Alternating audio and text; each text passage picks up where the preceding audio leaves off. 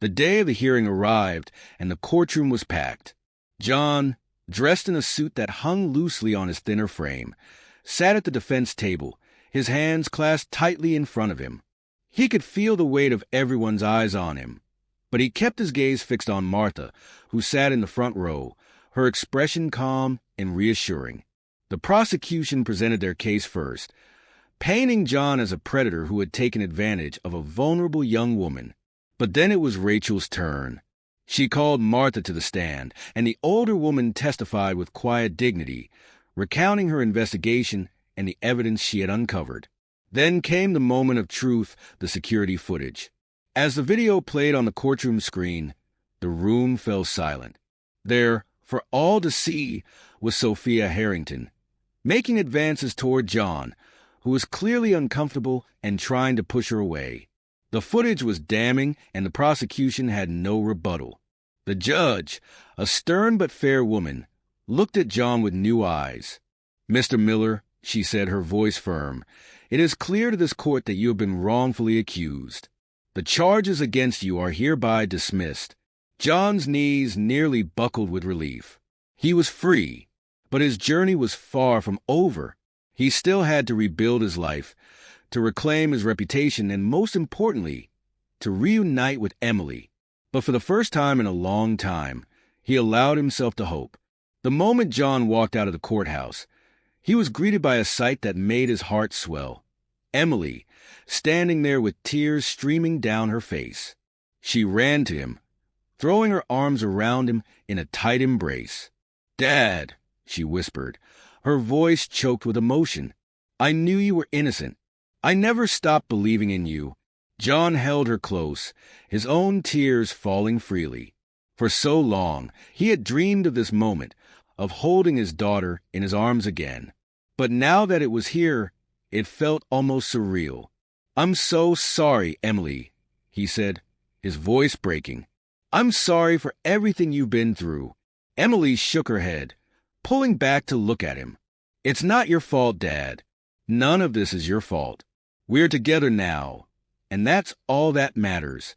John nodded, his heart full. He knew they had a long road ahead of them, but with Emily by his side, he felt like he could face anything. Martha stood nearby, watching the reunion with a smile on her face. She had fought so hard for this moment, and now, seeing John and Emily together, she knew it had all been worth it. Sophia Harrington's life had taken a dramatic turn since the truth had come to light. The media, once so eager to vilify John, now turned their attention to her. Headlines screamed, "Billionaire's daughter admits to false accusation," and Sophia found herself at the center of a scandal she had created. Her parents, furious and humiliated, cut her off financially, leaving her to fend for herself. But Sophia's punishment wasn't just external. It was internal. The guilt that had been gnawing at her for months now consumed her.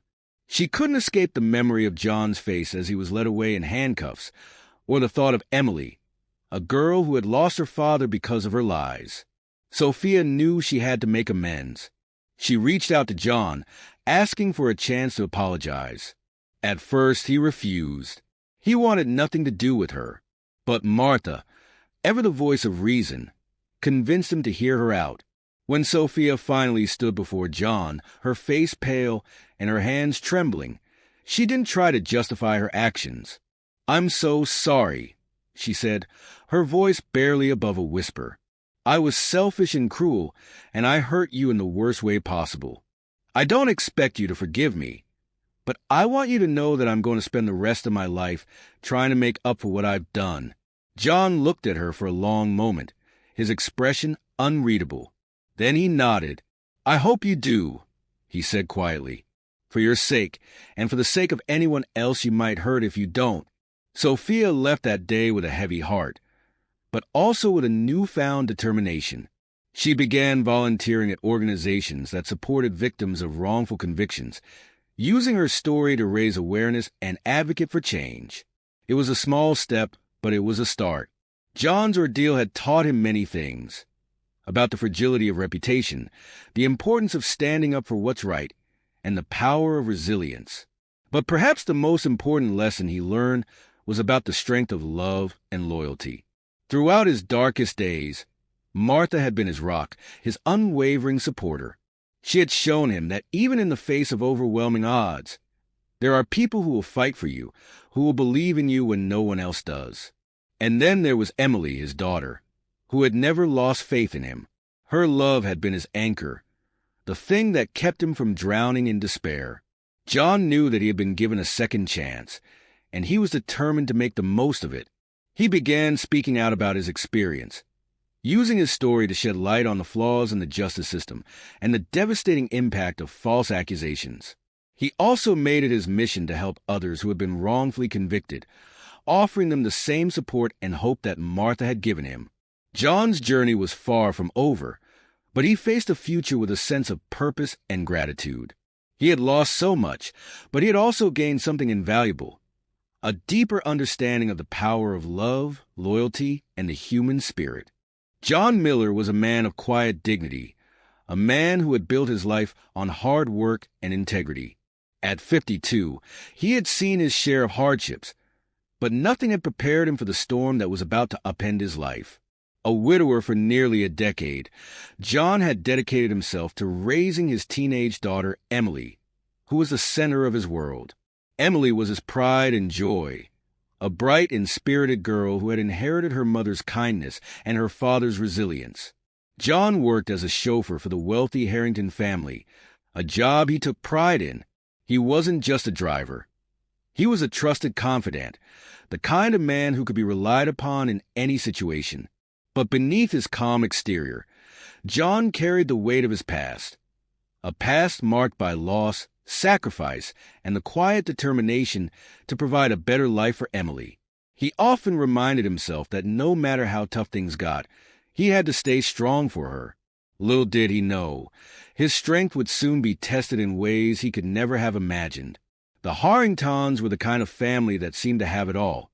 Mr. Harrington, a self-made billionaire, was a towering figure in the business world, known for his sharp mind and ruthless ambition. His wife, Mrs. Harrington, was a socialite who thrived in the spotlight, her life a whirlwind of charity galas and high society events. But behind the glitz and glamour, the Harrington household was far from perfect. Their daughter, Sophia, was a 19-year-old college student who had grown up in the shadow of her parents' success. Neglected and craving attention, Sophia had become rebellious, her behavior a cry for help that her parents were too busy to notice. John, who had been with the family for years, often found himself caught in the middle of their dysfunction. He tried to maintain a professional distance, but he couldn't help feeling a pang of sympathy for Sophia. She was a lost soul, searching for something or someone to fill the void left by her parents' absence. But John's kindness would soon be misinterpreted in the most devastating way. It started innocently enough. Sophia, feeling isolated and ignored, began to seek out John's company. At first, it was just small talk during car rides, but soon her behavior became more overt. She would flirt with him, make suggestive comments, and even try to touch him inappropriately. John, ever the professional, gently but firmly rebuffed her advances, reminding her that their relationship was strictly employer-employee. But Sophia, used to getting her way, didn't take rejection well. Her initial infatuation turned to anger, and then to something darker, a desire for revenge. One fateful evening, after another rejection, Sophia stormed into the house, tears streaming down her face. When her parents demanded to know what was wrong, she spun a web of lies so convincing that even John would have believed her if he hadn't known the truth. She accused him of making unwanted advances, of touching her in ways that made her feel violated.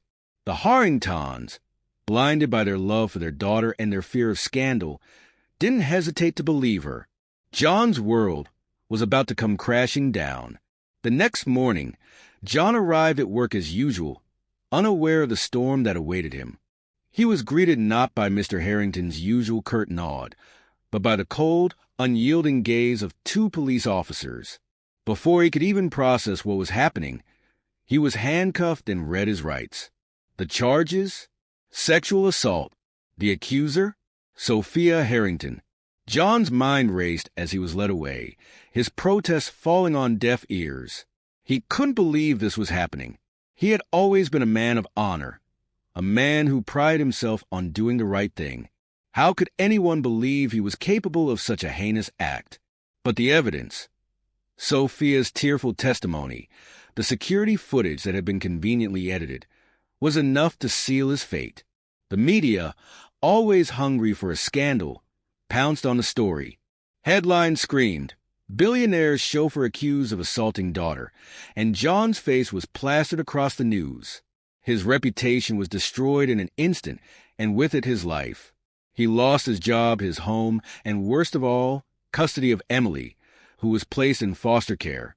John's heart broke as he watched his daughter being taken away, her tear-streaked face etched with confusion and fear. He vowed to fight for her, but from behind bars, his options were limited. For Emily, life without her father was a nightmare she couldn't wake up from. At 15, she was too young to fully understand the legal system, but old enough to know that her father was innocent. She wrote him letters every week, pouring her heart out onto the page, but they never reached him. The prison's strict regulations meant that John was only allowed to receive mail from approved contacts, and Emily wasn't on the list. She felt helpless, abandoned, and alone. Foster care was no better. The family she was placed with was kind enough, but they couldn't replace the bond she shared with her father. Emily's grades began to slip, and she withdrew from her friends, retreating into a shell of anger and sadness. But deep down, she clung to the hope that one day her father would come home, and they would be a family again. That hope was what kept her going, and a retired even on the darkest days. Martha had known John since they were kids, and she had always admired his strength and integrity. Emily, when she heard about his safety, her happiness to believe in her future. This wasn't the John she had to find a way to prove determined to uncover the truth, not just for himself. Martha began her own investigation. At 68, she wasn't as spry as she used to be, but her mind was as sharp as ever. She started by reaching out to John's former colleagues, digging into the Harringtons' past, and piecing together the timeline of events. It wasn't easy. She faced resistance at every turn, from the Harringtons' lawyers to the police who had already closed the case. But Martha was relentless. She spent hours poring over documents, making phone calls, and even visiting the Harrington estate under the guise of a concerned citizen. Her determination was fueled by her belief in John's innocence and her love for Emily, whom she had watched grow up. Martha knew that if she didn't fight for John, no one else would. And so, she became his lifeline, his only hope for justice. As the days turned into weeks, Sophia Harrington began to feel the weight of her lies. At first, she had reveled in the attention her accusations had brought her. Her parents, who had always been too busy for her, were suddenly doting on her, showering her with sympathy and gifts. But as the reality of what she had done began to sink in, Sophia's guilt grew. She couldn't stop thinking about John, about the way he had always been kind to her, even when she didn't deserve it. She thought about Emily, a girl not much younger than herself, who had lost her father because of her lies. Sophia tried to push these thoughts away, to convince herself that she had done the right thing, but the guilt gnawed at her. She began to have nightmares, waking up in a cold sweat, haunted by the image of John's face as he was led away in handcuffs. She knew she had to come clean, but the thought of facing her parents, of admitting that she had lied, was terrifying. And so, she remained silent, trapped in a prison of her own making. This expanded script is designed to be rich in emotion, with strong hooks and relatable themes. Each paragraph is crafted to keep your audience engaged while delivering powerful life lessons about integrity, resilience, and the consequences of our actions. Let me know if you'd like me to expand the remaining points in the same style. Great, now expand next 7 points about 4,000 words long script as paragraph. But remember, all points paragraphs are equal and don't short paragraphs, because I copy these paragraphs and generate voiceover directly. And script is full of engaging, emotions crusty, hooks and lessons which not bore my audience. Here's the expanded version of the next 7 points, written in the same detailed, engaging, and emotionally rich style. Each paragraph is crafted to be equal in length and depth, ensuring your audience remains captivated throughout. The script is filled with hooks, emotional moments, and life lessons, making it perfect for a voiceover. Martha Thompson was not a woman who gave up easily. At 68, she had seen enough of life to know that the truth was often buried beneath layers of lies and deceit. She began her investigation by revisiting the Harrington estate, this time under the guise of a concerned neighbor. She struck up conversations with the staff, asking subtle questions about Sophia's behavior and the events leading up to John's arrest. Slowly but surely, pieces of the puzzle began to fall into place. One of the maids, a young woman named Clara, confided in Martha about Sophia's flirtatious behavior toward John. Clara had seen the way Sophia would linger around him, how she would touch his arm or lean in too close. But when Martha asked why Clara hadn't come forward, the maid shook her head sadly. "Who would believe me over the Harringtons?" she said. Martha's heart ached for John, but she knew she was getting closer to the truth. She also discovered that the Harringtons had a sophisticated security system, complete with cameras that recorded every corner of the estate. If she could get her hands on that footage, she could prove John's innocence. But gaining access to it would be no easy feat. The Harringtons were powerful people, and they had already gone to great lengths to protect their daughter.